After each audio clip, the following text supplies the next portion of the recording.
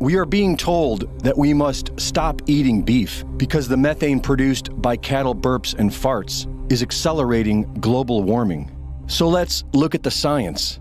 Mass balance calculations take into account material being added, exchanged, and lost during natural processes. And Australian geologist Ian Plimer breaks down this science in Eat Beef, Save the Planet.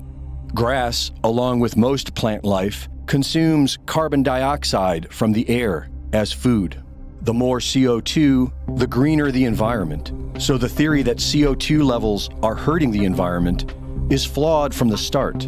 But for the sake of argument, we can examine the science and see if cow farts actually are increasing CO2 levels in the atmosphere. The grass consumes CO2 from the air, and when it dies, methane is released, which quickly separates into CO2 and water vapor. When the grass is eaten by cattle, this carbon is recycled in various ways. Cattle waste fertilizes the grass with some of this carbon, and the rest is stored in meat, milk, blood, intestines, bones, and skin. Thanks to the cattle, carbon is taken from the grass and used as fertilizer, stored in leather goods, and consumed as food, where most of it stays with the body until death. And so the processes of meat production and consumption actually removes carbon from the atmosphere and recycles it elsewhere. Humans, cattle, and grass are all parts of the same natural ecosystem, and carbon is the building block.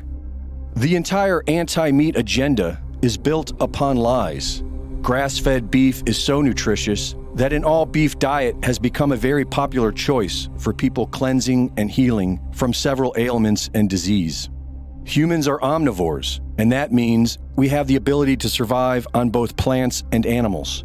Our teeth are able to cut and masticate animal flesh, and we have the digestive enzyme trypsin for breaking down meat, which has allowed the human brain to grow larger over time, allows us to grow stronger, and operate more efficiently.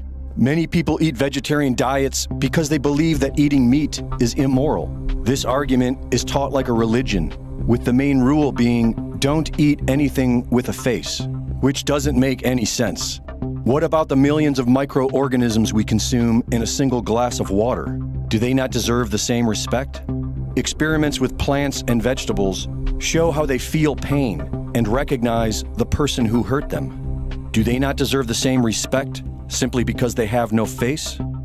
A simple law of the physical natural world is that life is sustained by life. Every living thing sustains its own life by consuming other living things. This is true of the carnivore, the omnivore, and the vegan. The moral argument of veganism is just another ego trip. Many are learning veganism from modern yoga teachers, as if it were an ancient religion. But this is a myth.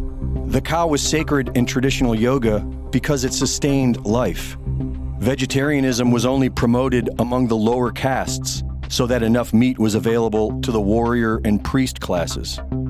And that's all that's happening today. The all-powerful 0.1% want us lower castes to eat bugs while they save the best for themselves.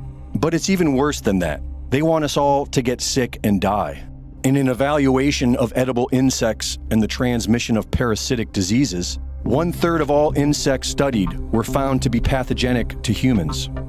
And most insects contain chitin, which is a modified polysaccharide present in most insects and absent in all mammals. We cannot digest it, and it is known to cause several health issues with humans who consume it, including respiratory issues and the accelerated growth of cancer cells. The real problem isn't beef consumption, it's factory farming, and we can solve this by incentivizing local grass-fed cattle farming. Reporting for InfoWars, this is Greg Reese.